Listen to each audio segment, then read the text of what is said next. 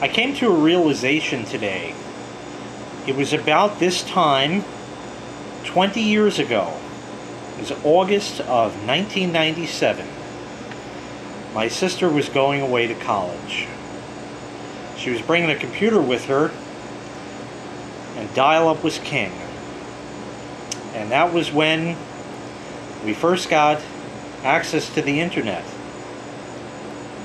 Way back in 1997. It's been 20 years since, and I still have that same email address. I've had the same email address for 20 years. That's scary. That is really scary to think about. For you millennials out there who are, I don't know, 12, 15, something like that, you're like, yeah, I had an email since I was born. In fact, my parents set it up for me before I came out of the fucking womb. They didn't even know what to call it, so I got this weird name because I wasn't named that after all anyway. Anyways, I have the same email address for 20 years. Some of you are older and have email addresses for even longer. I've had access to email for longer than 20 years. In fact, I started back in high school, and although it was a little late to the game, I think I was in the 10th grade, which would have been 95, I believe it was. That's when they first instituted this. It was a dial-up, text-only connection to a university here called Hofstra, and they allowed email on that. They only gave you... Oh geez, if I remember correctly, the entire account was limited to 5 megabytes of storage. Yes, that's correct. 5 megabytes of storage. That was all you had back in 1995. I don't know if they ever upped that. I'm sure it's all changed and probably gone by now and all that. We didn't have pictures and email or anything like that. But what I was able to do with that old connection to the university was it did have a telnet thing, and you could telnet to different BBSs and stuff like that, and I don't remember exactly how it worked. It's been too many years and too many beers, but there was a way to download a particular file. Now, it was strange the way it worked, though.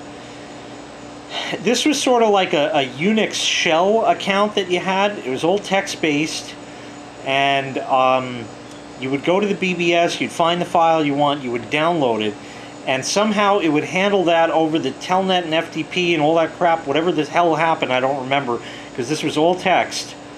It would download to my remote account at the university, okay, and then I was able to use a protocol like z-modem to transfer that file, which I had to look up. It was almost like DOS in that it would download the file, and then I could show like a directory listing of all the stuff in my account, and then I could z-modem that file. And in those days, oh yeah, 2400 BPS downloading a 1 megabyte file, folks. That took a while.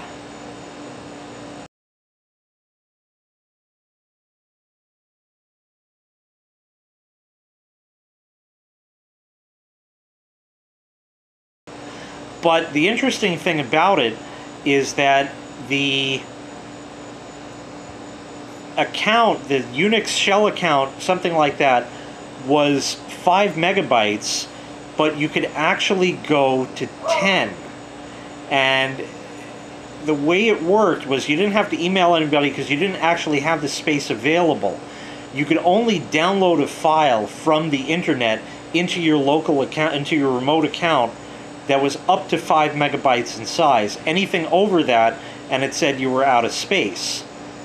But there was a way to do it in that you would download it and it would show that, and as soon as you would get to 100%, you would like disconnect the modem or something immediately.